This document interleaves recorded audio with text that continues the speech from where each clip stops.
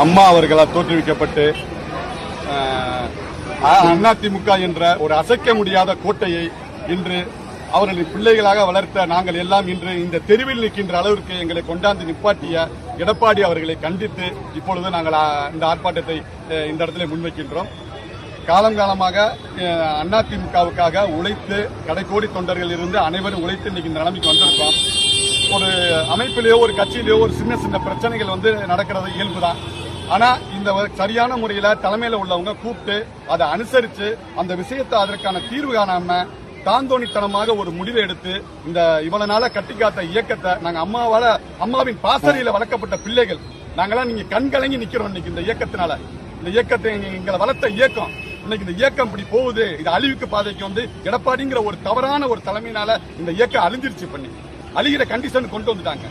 ஒரு இடத்துல பிரச்சனை நடக்குது, 28 மாவட்ட செல்ல உடனே நீக்கி அதுக்கப்புறம் சமாதானங்கிற முறை சொல்றாங்க. 4ஆம் தேதி உங்களுக்கு எடுத்த பதவிகள் எல்லாத்தையும் நான் உங்களுக்கு அறிவிக்கிறேங்கிறாங்க.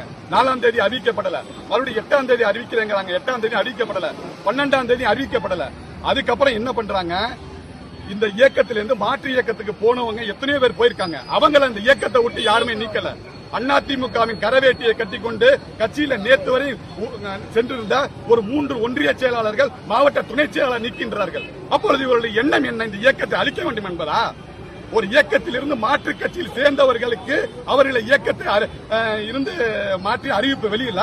ஆனா அதிமுக வேட்டியை கட்டினவர்களுக்கு 2 ஒன்றிய செயலாளர்கள் ஒரு மாவட்ட துணை செயலர் ஒரு 5-6 பேரை நேற்று இமிடியேட்டா உடனே 2 நாளைக்கு முன்னாடி நீக்கிறாங்க. அப்ப இவருடைய நோக்கம் என்ன? எடப்பாடி அவருடைய மகன் மிதுன் அவர்களை பொதுச் செயலாளராக்கி இது பெரும் சொத்து இருக்கின்ற இந்த கட்சியை தான் பொதுச் செயலாளராக இருந்தால் மட்டும் என்பதனுடைய நோக்கமா? இவரை நம்பியிருந்த லட்சம் அதிமுக தொண்டர்களுடைய நிலைமை என்ன? இவர்களுக்கு யார் பதில் சொல்வார்? எல்லாரையும் நீக்கிவிட்டு இந்த இயக்கம் எங்கே சொல்லிக் கொண்டிருக்கிறது? அப்போது என்ன நீங்கள் எல்லாம் மாற்று கட்சியில போய் சேருங்கள் என்று பொதுச் செயலாளர் எடப்பாடி சொல்கிறாரா?